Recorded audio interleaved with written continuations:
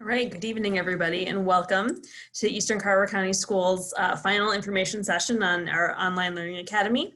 My name is Kaylee Haga, and I'm the Director of Communications and Community Relations. Just want to welcome you all here tonight.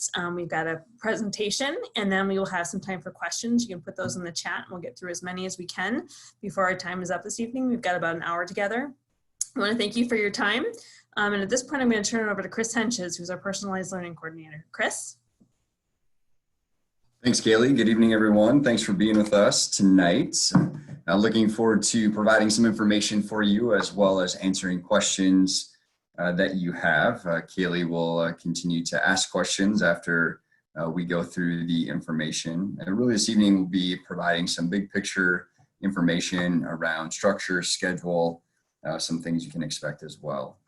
I think it's really important as we get into this to remember that we view that students that are enrolled in Online Learning Academy are still students of their home school, be it an elementary building, middle level, or high school. So the support services that are provided in those buildings will continue to be provided for students through this experience. So we'll talk a little bit more about that as we move forward.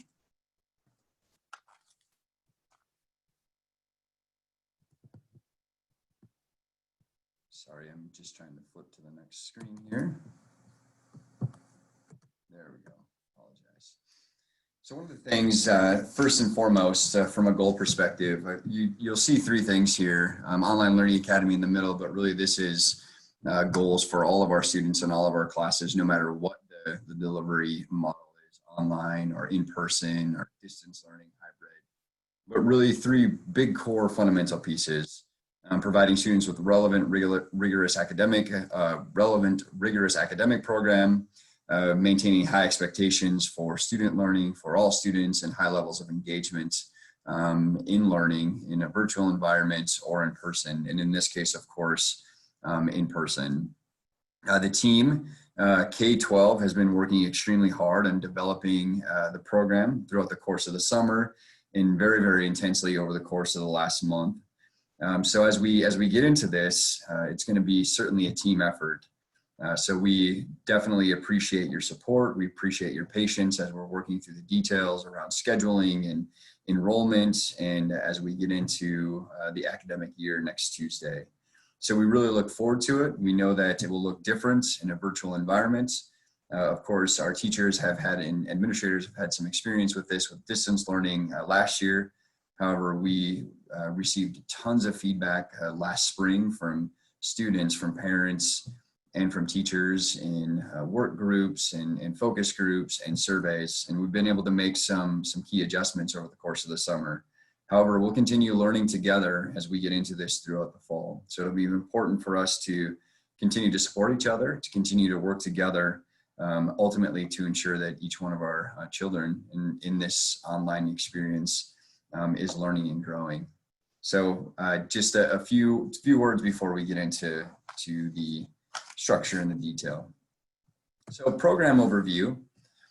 So as we've been working on the program overview of the Online Learning Academy, we recognize that, and we recognize this, of course, with distance learning last year. It's going to take full cooperation of students, families, and teachers to make instruction and learning meaningful. We want to make sure that there's high levels of collaboration and high levels of support.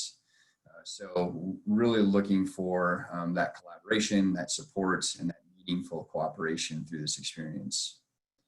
From a curriculum perspective, our teachers are in the learning of students is focused on our essential learnings around our Eastern Carver County Power Standards and Learning Targets. And those are the same standards and same essential learnings that are happening and students are learning in the building or in a hybrid model, whatever model that we're in throughout the course of this year. Those standards and those essential learnings are fundamental and foundational to each course. And that's the same here with the Online Learning Academy.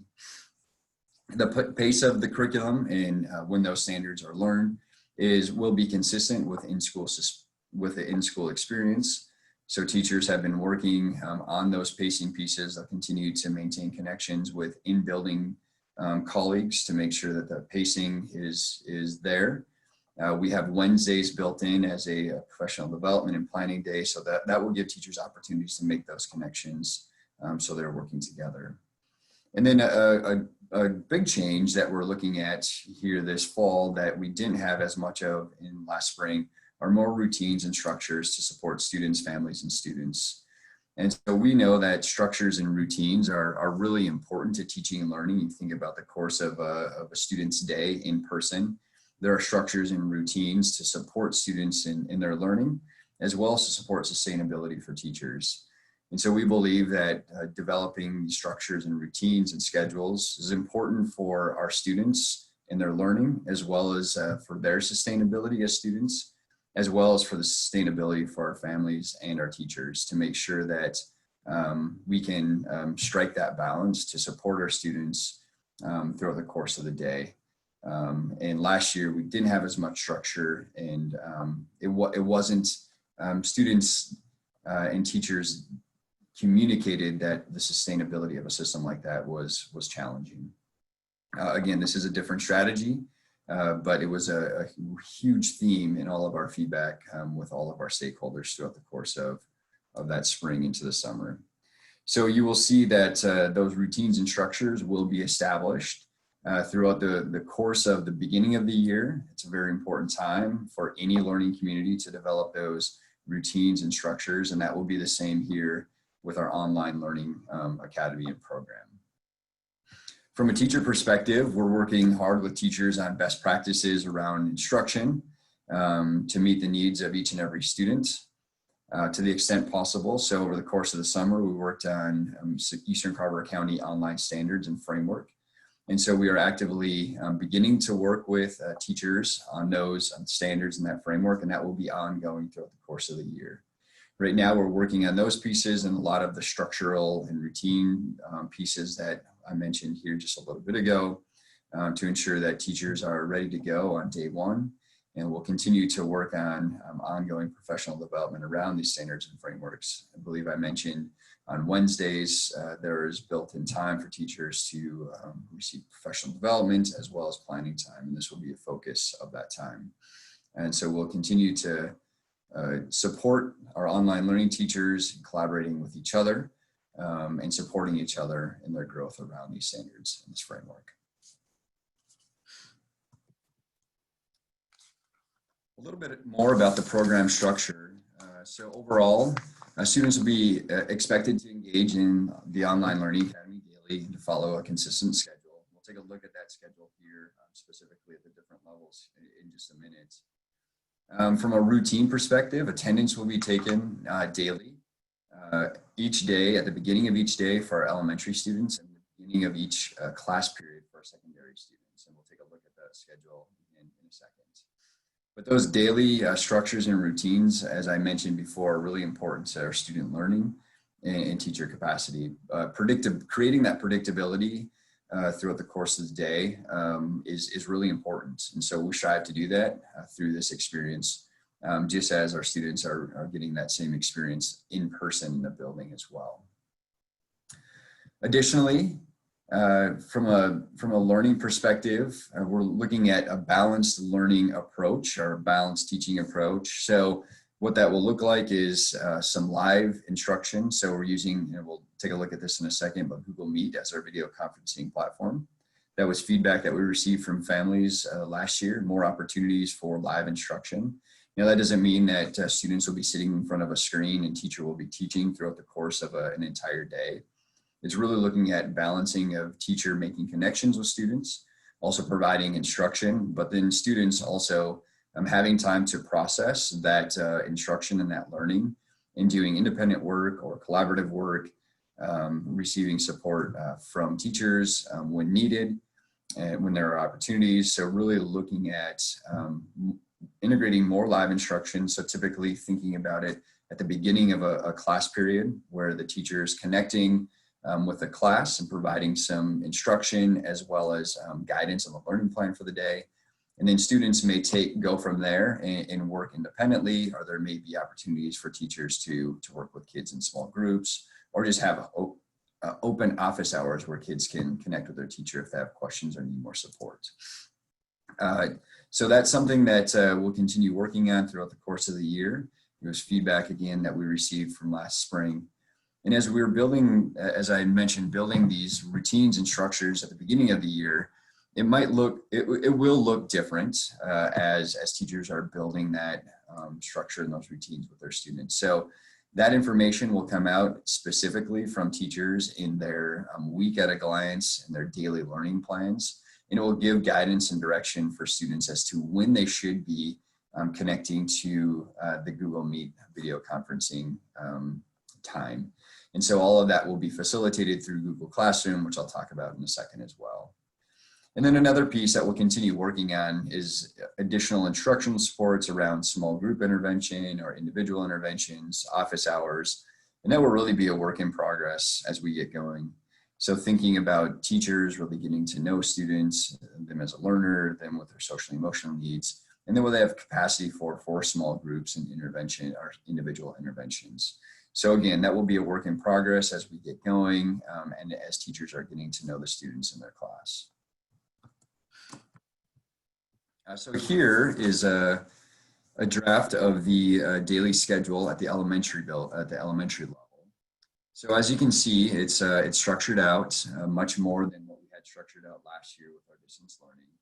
So we're really looking at an 8:30 start time across the district. I know elementary schools have different start times across the district. The way we've been able to staff at the elementary levels, we have teachers kind of from all over the district and kids in the same classroom. We worked on keeping kids that were from the same building together to make sure that we're building those peer relationships. So we'll start with an 8:30 start time and a 2:30 end time for the elementary schedule. So the morning meeting is the same as any in-person class. Most elementary in-person classes run a morning meeting. And really that's a kind of a grounding for the day, community building, an opportunity to go through the learning plan for the day. And the goal of a morning meeting in our online academy will be just that: grounding, community building, relationship building, building in some fun games, and then reviewing a learning plan for the day. From there, we know morning is a critical time for learning for our elementary students. So during the 9 to 11:30 time, that morning time will be our core math and language arts instruction. And so again, going back to that balanced instruction, that could look like at the beginning of the math time, the teacher connecting with the class or small groups to provide some instruction, and then give guidance on what the learning or the activity or the learning plan is for that day. And then students would most likely do that work either independently or collaboratively. So that's the structure of the morning. Lunch, of course, would be on the students on your own at home. And then in the afternoon, due to our numbers, we'll have two different rounds of specialists. And specialists are music, art, and PE. So our 3, 4, 5 specialists, our 3, 4, 5 classrooms would have specialists from 12:30 to 1:30, so right after lunch. And our K1-2 would have their social studies, science, and health, which is on a rotating basis during that time. And then at the end of the day, 1:30 to 2:30, our K1-2 would have their specialists, and then 3, 4, 5, science, social studies, and health. And then we'd end the day at 2:30. So with the specialists, kind of the same idea as they connect with their art teacher or music teacher or PE teacher. They would connect with the teacher for a short period of time for some live connection, some live instruction and talking about the plan. And then students would be doing some processing and activity work with that. So again, so really trying to strike a balance of how frequently kids are on the computer in front of the screen, meeting with teacher, as well as opportunities to be away from the screen to do processing and learning. We know that it's important for teachers to provide instruction, to make those connections. We also know it's important to give students opportunities to engage in the learning and to process that learning away from the screen as well. As we look at the secondary schedule, middle level and high school, what they will do is just follow the typical 4-period, the block schedule that every other student is also running. So as you see at the middle level in high school, we're looking at the middle level because it's 7 periods. There's that 7th period on Mondays. But the idea is that there's 3 blocks a day. And so what students would be doing is at the beginning of each one of those blocks, they would be connecting via Google Meet with their teacher. And then just like I was talking about with the elementary, they would be building that instruction time, that connection time, and then reviewing the learning plan for the day. And then students then would be, again, just like the elementary, working on the processing of their activities or potential collaboration, online discussions, things like that. So again, the structure will be following that block schedule, just like all the other students in person or hybrid or whatever the model may be. A few pieces on core technology tools. During this time and in the spring, there were a lot of technology vendors that were offering opportunities for teachers to use a variety of tools. And at times it seems like it's a really great opportunity to try new tools. At the same time, it gets extremely overwhelming for students and families as well as for teachers. So we're really looking at identifying some really core tools that we will use and leverage and try to leverage very well and provide high levels of support around. So first on the far left, you'll see we are working on providing a Chromebook for all our K-12 students. So we have a plan in place. K students will be, there's a material pickup on Thursday that buildings are communicating out, that kindergarten students are able to get a Chromebook at that time. If your student already has a Chromebook at home, I would encourage you just to hang on to that Chromebook right now, and they can continue to use that Chromebook. If they don't have a Chromebook or that Chromebook is damaged, we would encourage you to reach out directly to the school that you're assigned to either get the Chromebook replaced or get the Chromebook repaired if that's what's needed. Google Classroom will be our core learning platform. So we call it a learning management system or an LMS. It's the same system that we used last year with distance learning and many teachers use across the district before distance learning. So that will be the core place that students will be able to go to get their week at a glance or their daily plan, assignments. They're able to turn in assignments via Google Classroom. So really it's that hub that teachers will use to work with students and to support learning in a variety of ways. Seesaw is a tool that our primary teachers, K1, like to use. It's a little bit more intuitive for our younger students. So that's something that our K1 students that are in the Online Learning Academy, our teachers are looking at using and to support kind of this. It kind of has some of the same functionalities as Google Classroom, but just in a more simplistic, platform for younger students to use. So that's something that those teachers are working on. Flipgrid and Padlet are two creation, collaboration tools that students are able to demonstrate their learning. So they're able to kind of on a poster board, if you will, a digital poster board, share their thinking. They could create short videos, but really an opportunity for them to demonstrate their learning, share their thinking, and then to get a response on that from teacher or from peers. So really building on that learning. So those are two key tools that we used last spring and will continue to into the fall. And then Google Meet will be the core video conferencing tool that we'll continue to use. Learned a lot about Google Meet last year in the spring and had some delays in our ability to use it at the elementary due to some security pieces. Google has updated many things, and we've updated our work with Google. So Google Meet is very secure for our students that are using it in our district. And so we'll be using Google Meet K-12.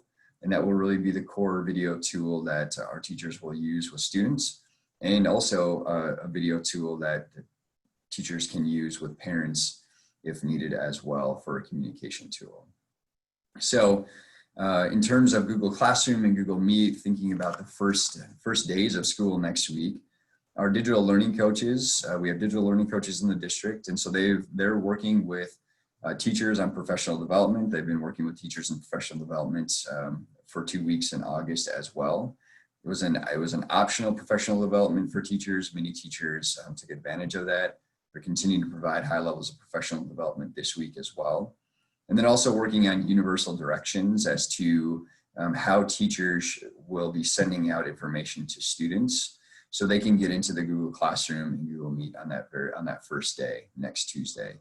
So that information is being worked out right now. That information will be sent out to students and to families. So families and students are ready to go on day one next Tuesday.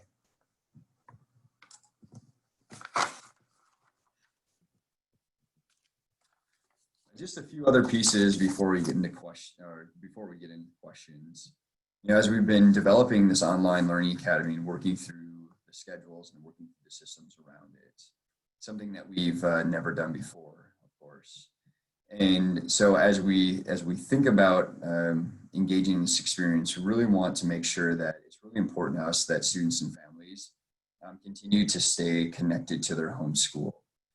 And so as we think about the supports that we provide in the school district, a few are here: special education, our English language, counselors, social workers, some of our technology pieces. All of those supports are still housed in the building. So what I would encourage you to do, if you have specific questions or looking for specific support, I think it's always best first to connect with a teacher, because many times a teacher is able to connect you with the supports that you're looking for, answer the questions. And if not, then I would really encourage you to connect with your home building. Home building will be able to guide you and direct you in finding the support that you need for your students. And they'll work, if they don't have the answer, then they will most likely work with us in the teaching and learning department here at the district office to find answers to the questions and supports. So I'd just encourage you to think about that, of how we continue to stay connected to our home building through this experience as well. From an administrative support perspective, we're really looking at the school principals as being that main administrative support. So at the elementary level, that's the high school or the school principals. I've continued to work with the teachers on building the structures and the systems and professional development. So working closely with them on that. At the secondary level, really looking at our middle school and high school principals being and assistant principals and deans being that administrative support. So again, going back to supports and contacts, thinking about staying connected to your home building and reaching out if there are things that you are looking for or supports that you need. And we'll work together to make sure that you find what you need. So with that, that is all I have for high-level information. I know Kaylee has some questions that she will ask, and I will answer those questions. And Aaron, and I think you were going to introduce Aaron as well. So yes, thanks, Chris. Thanks for that presentation. We also have Erin Rathke here, who is our assistant superintendent. So she'll pop on and off as questions apply to her. She gets light duty tonight. She's had heavy duty in some of the other sessions. Erin, there's Erin, wave. I've got some questions that came into the chat. I just encourage folks, throw your questions in the chat, and we'll get through as many of those as we can with the time we have left. We've got about 35 minutes. And so we'll start with a question about curriculum. And you kind of touched on this, Chris, but let's just reiterate. Curriculum at the high school level, is the curriculum the same in the high school as what's online, or are we using a specific online curriculum? Nope, curriculum is the same. So at the high school, the way that it will be structured, students will be integrated into their class or in the schedule.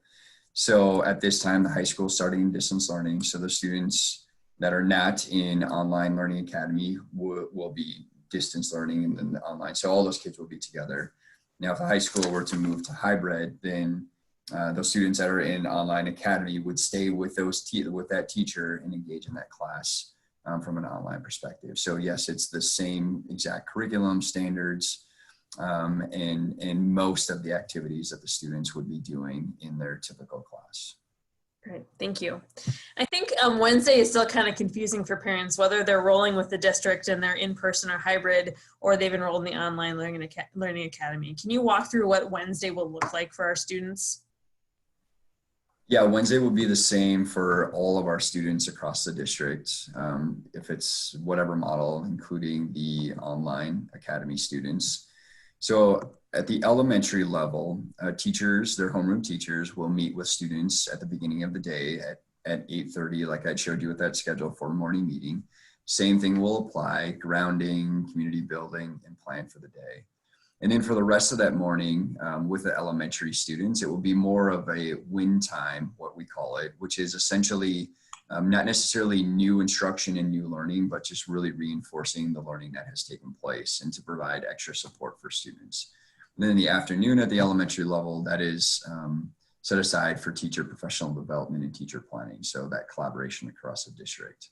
At the secondary level, so middle level and high school, it's flipped where the professional development and planning for teachers will be in the morning. And then the student teacher connection or the student engagement time will be in the afternoon. So again, students will be connecting at the beginning of that time period, and teachers will be sending out information on what that specific time is. But they're making those connections right away, talking about the plan, and then it will be kind of that win time as well for the secondary in the afternoon. Awesome. We know that school pictures are really important, right? Will students have the opportunity parents have the opportunity to submit a student's photo for class pictures in yearbooks, or will there be class pictures taken? How is that going to work? That is a good question. I was on some emails today with elementary principals, and they're working on those details. And I know the secondary principals are working on those details as well. However, I do not have any definitive information on that. But that is something. What's that? I said, as a parent with kids at 3 levels, I might be able to help a little bit. Okay. Yeah, I don't have, but yeah, that is something that is certainly being worked on. Go ahead. It is being worked on. I know at the secondary level, at least at Chaska High School, they invited everybody in to take their beginning of the year pictures, whether they were online or not. And I believe at the middle school, they've communicated specific days for the OLA kids to come in and get their pictures taken. So I would assume that same thing will happen at the elementary level. But as Chris has said, please feel free to contact your building principal, because your child is still connected to their home school. So you can ask those principals what's in the works for your specific school. But we will not forget our online learning students in pictures. We know that making sure we satisfy grandparents and aunts and uncles is really important. So fear not. What does band look like for our Online Learning Academy middle schoolers? Yeah, good question. I don't have a definitive answer on that. What I do know is that hands-on courses like band, FACS, science with labs, those departments are working out those details right now.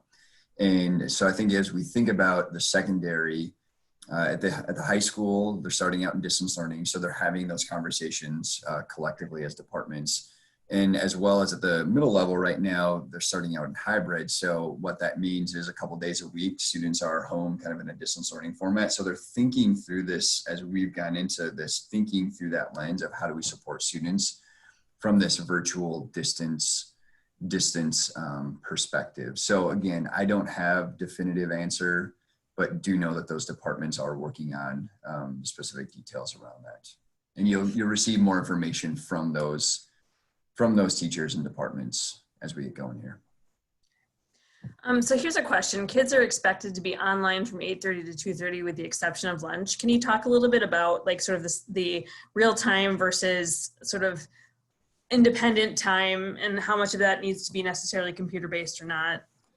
Yeah, for sure. That's a good question. And I think, and I probably didn't articulate it very well, but really looking in those time periods, let's say the math and language arts, it's a 2.5 hour time period. So really looking for a balance. So what we do know from a best practice in teaching and learning perspective, mini lessons is really the best way to go. So thinking that we don't want to have teachers talking to kids on a screen for long periods of time. So we think about that more from a mini lesson perspective. So what is the instruction, or what are the things that students need to do in a short period of time? So think about like 15 minutes, let's say. And then from there, students then after that 15 minutes would go and do some, what we would call processing that learning. So that would be a learning activity that most likely in this environment oftentimes will be independent. However, one of the pieces of professional development is how do we continue to build in collaborative opportunities virtually and online discussions and things like that. And that might look different at different levels. But that's the idea as we talk about balance. So in no class should you see a 40-minute lecture from a teacher and kids just staring at the screen. It's more of a mini lesson process, and then let's do some collaborative work and some feedback around that. And then related to that, thinking about especially our younger elementary school students, what is the suggested or expected parent involvement for younger students who are in the online learning academy throughout a day? Yeah, I think that's gonna vary. There's definitely those younger students are definitely gonna need support in accessing things online at the beginning. I'm sure they'll catch on to it relatively quickly, but we'll need some refreshers, and the teachers will do modeling and guiding through that. But it will take some parent support around that as well. And then I also think, as we think about some of the processing and the activities that I mentioned before, I think it will vary too based on student need. Again, our teachers will continue to support, but it's a little bit more difficult in this virtual world to do that from a one-on-one perspective. So there will be some level of parent support for sure throughout the course of the process.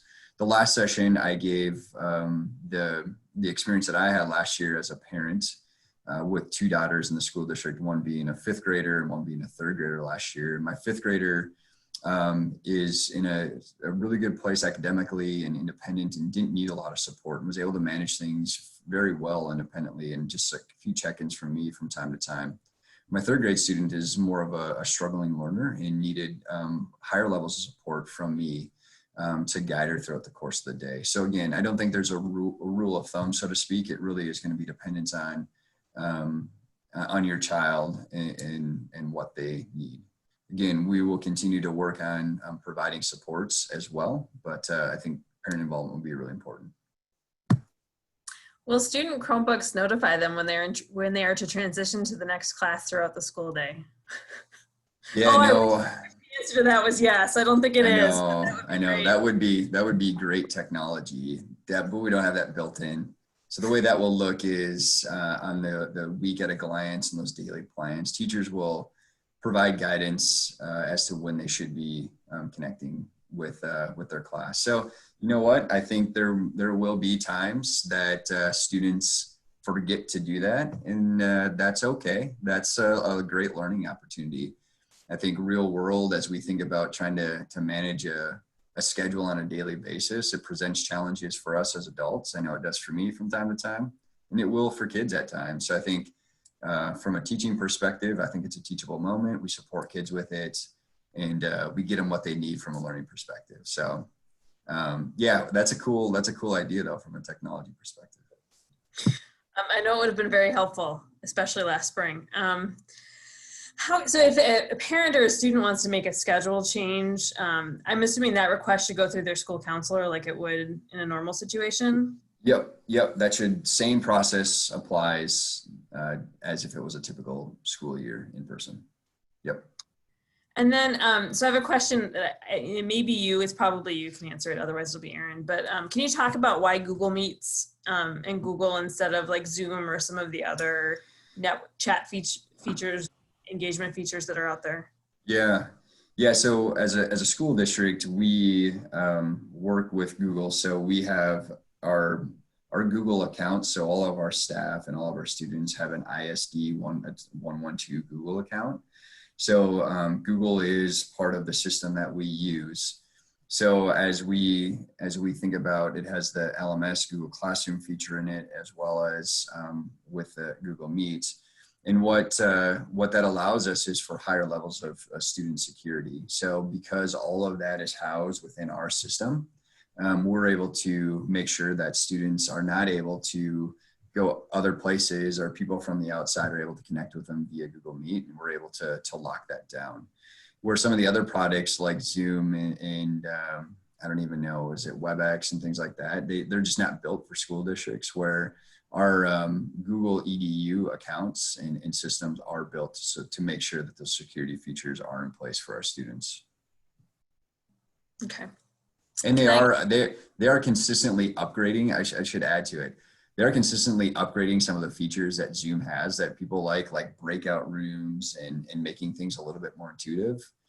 This has been, of course, the distance learning thing that happened last March has pushed all of these technology companies to continue to make upgrades. So we'll see some new features come out this fall that will be beneficial to our teachers and students as well. Awesome. Okay, Erin, let's give Chris a water break. I like him do all this heavy question answering. I love it. Can you talk about assessments? Will online students participate in benchmark reading assessments? Sort of all of those things are a part of a normal school experience. What would that look like for the online academy? Yeah, we're working with our district assessment coordinator to provide as many assessments as we can to our online students. A lot of the platforms have gone to online and will be able to provide those for students. It's not clear what we're going to do for every single assessment, but we will be following through with assessments. They're important to us. We believe them. They help us get data around students to provide quality instruction that's differentiated for students. And it helps our teachers make informed data-driven decisions around student learning. And so we will ensure that we can provide some and any that are provided in an online platform will be able to do that. Perfect. I'm going to keep you here. Don't go anywhere. Can you talk about class sizes? What are class sizes in the Online Learning Academy, and who dictates how big those classes are? So that's a great question.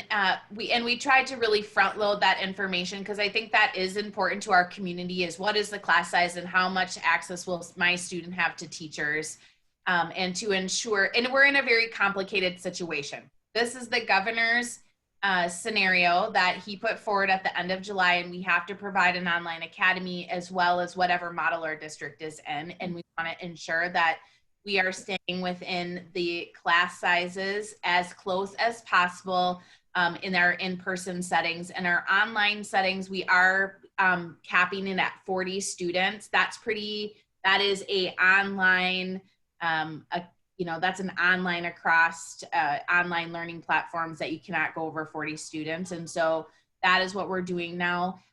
We certainly are trying to be thoughtful about other ways that we can support those amounts of students in online academies by providing different small group instructions or things. We're working through that currently right now as we've watched our numbers. It's kind of been a moving target with a rolling enrollment. We've been problem solving as it's been going. It's different in each of the class grade levels. One thing that for a teacher, we do know that not being in spaces, many parents are going to be home working with their students, as Chris shared, and supporting their kids at home. And so, but also they want their teacher to give instruction. And so hopefully we'll be able to figure that out. It's going to be a big lift for all of our teachers and for our students, for our online kiddos. And we want to make sure that they're getting everything that they need, but their class sizes are bigger. That was a long answer, but I want to understand, we're trying to be thoughtful about it. It's just not looking as perfect as we like it to when we fund for a full in-person class setting. And so what will personalized learning look like in an online setting?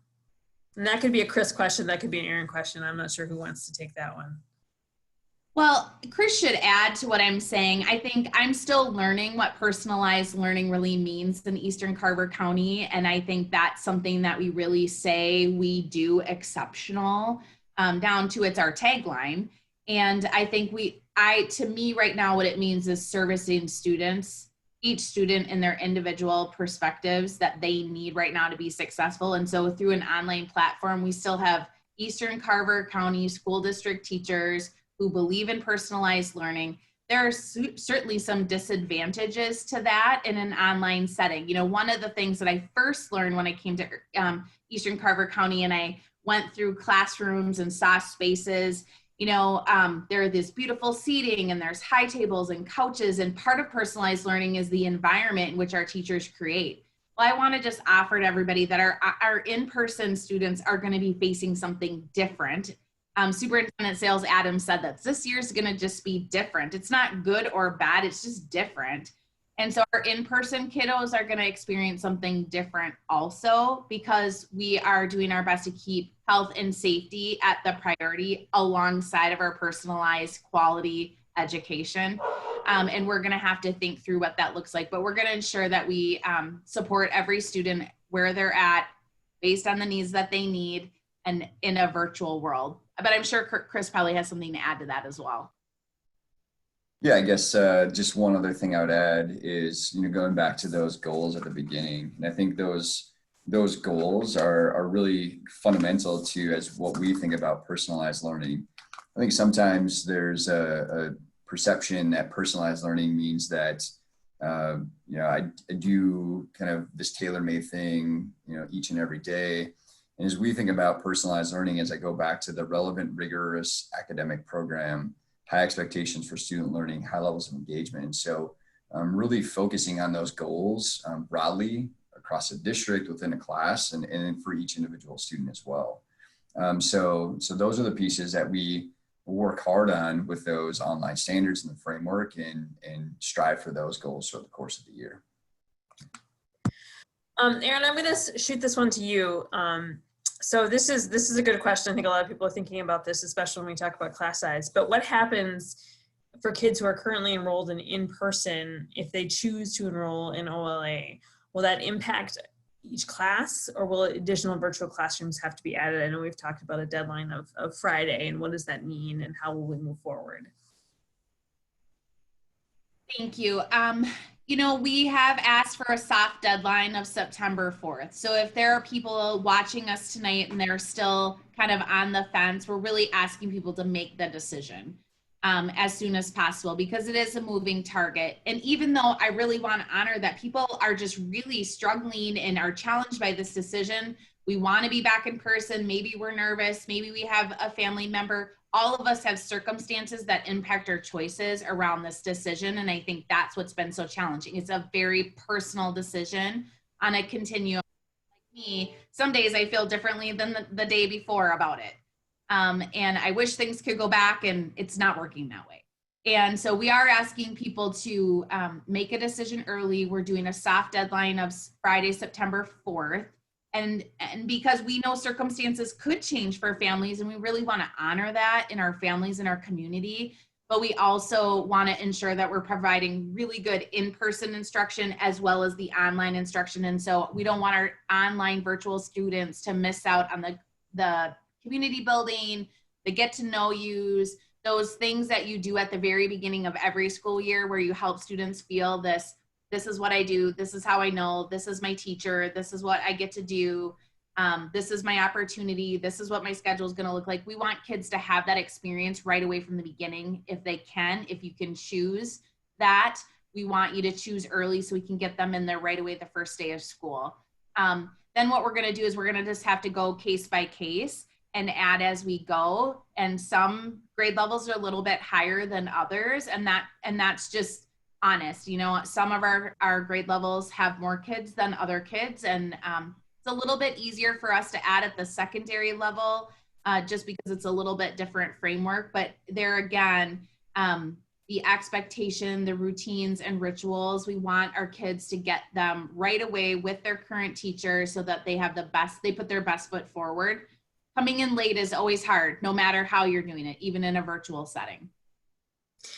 So this kind of relates to that. The answer to this question, I think, is we're working on it, but I'm going to kind of set it up for you first. And we've been working like full court 24/7 to have a strong start September 8th, no matter whether you're in person or online, Learning Academy, or your distance. So some of this stuff we're still working on, but so can you address the plan for after this semester? We're asking students and families to commit for a semester, not a full year. So what does reintegration to school look like on January 22nd? And will parents who are not comfortable, if we're still within the governor's framework, have the option to continue with the Online Learning Academy after the first semester? So that's a great question. And aren't we all wondering what it's going to look like after the first of the year? It's just been such a hard prediction and can't even imagine in some ways. A lot of school districts are doing a year-long commitment, and we wanted, although that maybe would have been easier, in all honesty, we also want to give our families some choice, and maybe feeling like a semester commitment was less of a commitment, because I think we all know that our kiddos being with teachers in spaces is probably what's best for their academic experience. And so we are going to, if we're still in the same framework, exactly how it is, we will do a second enrollment of Online Learning Academy and recalibrate ourselves into second semester. So there'll be more communication coming. We're going to ask people to make the decision as early as possible. when the registration comes out, and then we're going to have to re-evaluate how we're going to staff it and how it's going to look. You may have a different teacher. That is one thing I want to be transparent about. You may not have the same second grade teacher the whole year. That would be our goal, but I don't know that we just don't know how people are going to feel after the first of the year. So we are working on it, of course, which I feel like I'm saying all the time about everything as we keep working on it. But we are going to have that option as long as we're in the same framework we are. And so people will have an opportunity to enroll second semester. And so that's why, as Chris is sharing, staying connected to your home building is really important, because if you do choose to go back in person or roll back, what is, my school be doing?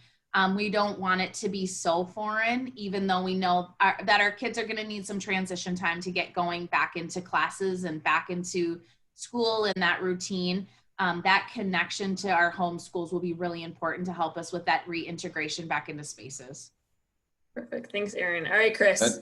I was just going to add one other thing, just as we think about enrollment, and I'm thinking specifically at the elementary level. Our strategy has been to make sure to do our best to keep students from the same building together. That was really important for students to have peers that they are potentially familiar with from their building. With where we're at with enrollment right now at the elementary level, we can no longer guarantee that we can make that happen because our numbers have gotten pretty high. So we're having to look at every section to see to make sure that we're balanced out appropriately. So I just wanted to be transparent about that on this call as well.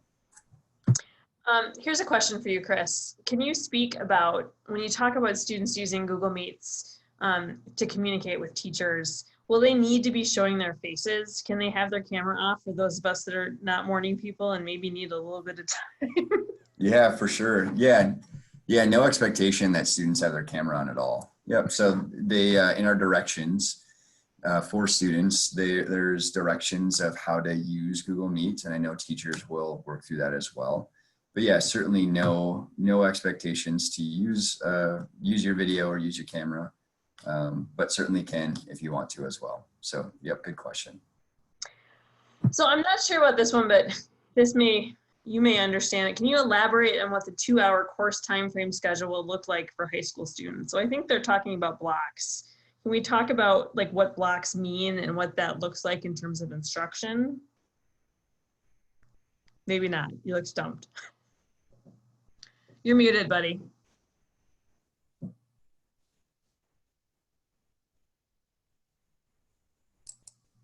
Sorry. I couldn't get unmuted. I was having difficulties there. So so our high schools in their schedule last year, and since I've been in this role, have always had a block schedule. So 2 days a week, they've been in a block. So I think 3 days they run the 7 hours, and then 2 days they run the block. So the high school teachers have experience running a block class. So I guess from my perspective, I don't have a definitive answer of how that entire block would be broken out. However, I do know that teachers are working hard collectively together on that, and they do have a ton of experience on developing, a solid plan on a daily basis for that block time. So for our high school teachers, it's not a new concept. So this person asks, for middle school, is there a sample OLA schedule somewhere? And I think you had it in one of your slides. So I don't know if you want to move back to it. What will the proportion of days with all classes in a day versus block days be? And I feel like at the middle school schedule, they're all block days. It's the top one, right? That's kind of our sample schedule.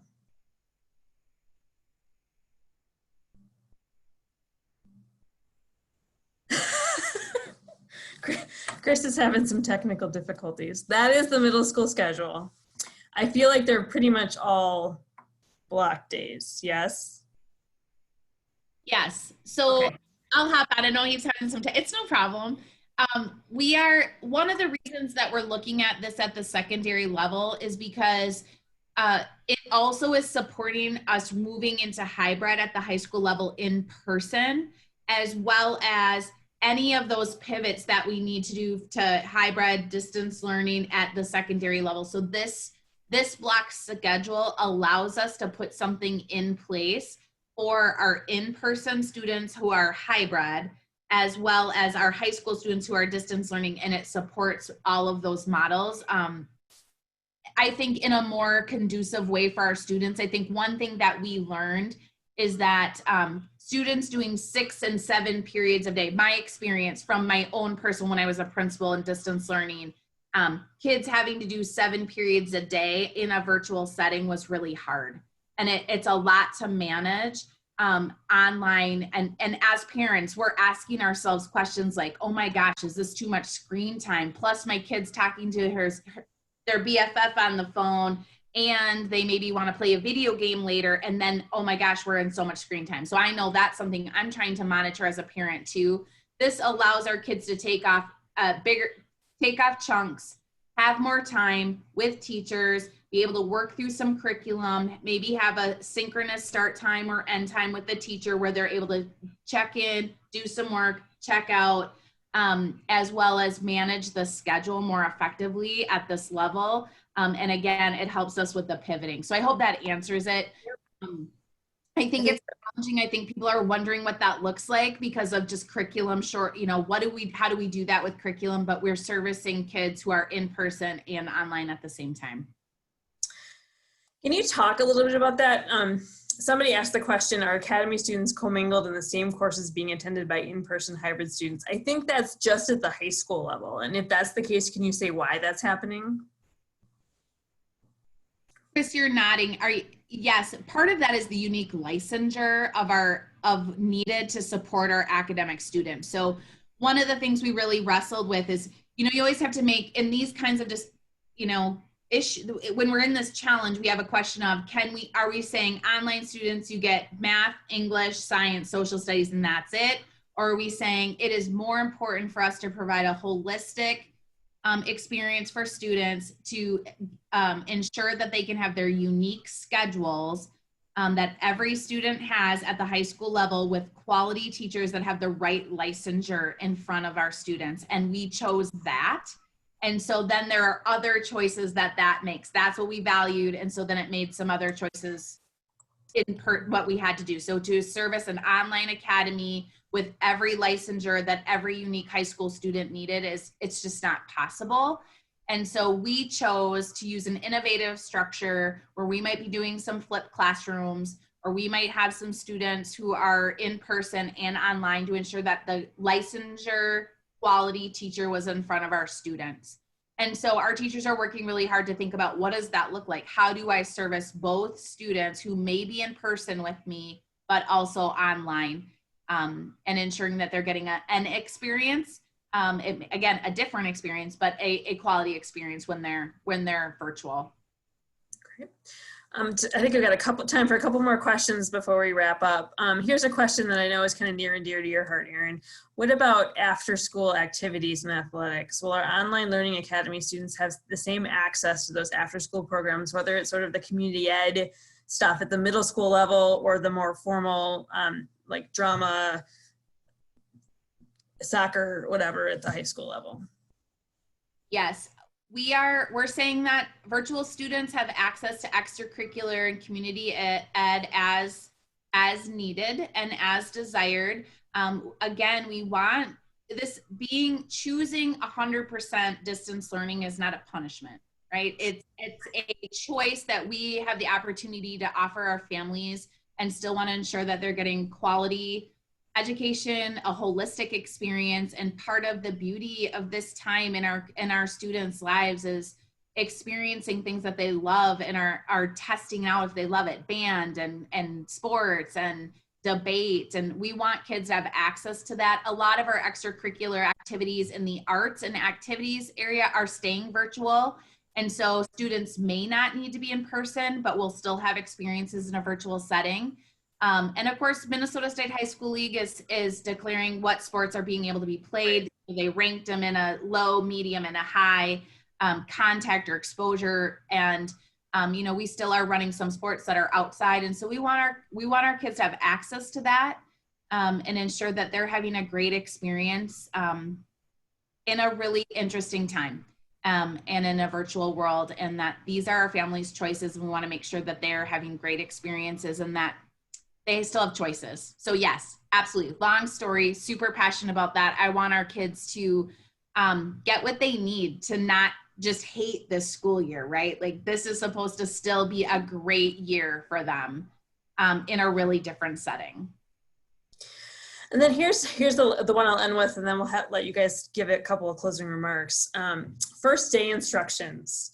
Can everyone expect a teacher email sent with those before Tuesday? I'm assuming that we're going to have teacher communications in students' inboxes and maybe parents, depending on the grade level. Chris, I see you. I think you unmuted yourself. I'm super proud of you. I did, thank you. I figured out my technical difficulties. I apologize for that. Yeah, so our digital coaches right now are working with teachers to create a universal system where they will be sending out information to students and, to your point, families, depending on what the age level is, for access codes to Google Classroom, which would also include Google Meet. So they'll have what they need for that first day to be able to make sure that they can make a connection with their teacher for that first class period on Tuesday. Perfect. All right, with that, we're right up at time. Erin, do you have any parting words for the folks that are watching?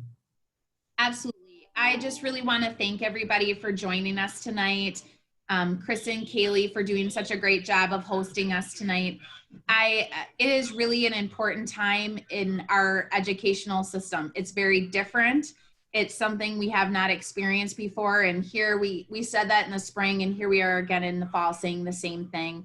We want our students to have a great experience and to love school. And we want to provide good quality education, just that like Eastern Carver County is known for. And so thank you for your grace and patience and your questions. And we're happy that you are here with us tonight. All right, Chris, what about you? Yeah, I guess just to reiterate some of those points, as our teams have over the course of the last several weeks and throughout the course of the summer, as we've been building out these different models, have worked extremely hard to develop the program, whatever the model is. And as we've talked about, it'll look a little bit different in this virtual environment. At the same time, we learned a lot through our experience last year, so we've been able to make adjustments. But as I noted at the beginning, we're going to continue to learn a lot throughout the fall. So we'd ask for your support and your patience with teachers and with administrators as we're working through this process, but ultimately going back to the goals of creating that learning environment of a relevant, rigorous academic program, high expectations of student learning, and high levels of engagement is what we'll strive for. So thank you for being with us tonight, and I hope you and your family have a great start to the school year. Thanks, Chris. I just want to reiterate what everyone said. Thank you for joining us tonight. We had a lot of questions. I tried to get through as many of them as I could, but I think there were a few that I couldn't get to. Again, I'm just going to reiterate what Chris sort of started out with. Your building principals at your home schools are a great resource. Please reach out to them. You can also send an email to 112feedback@district112.org, and we will try to get your question to the right person to answer it. Again, we appreciate your time on this beautiful, gorgeous Tuesday night. I hope you have a great rest of the week. Enjoy the last few days of summer, and we will see you next Tuesday. Thanks, everybody.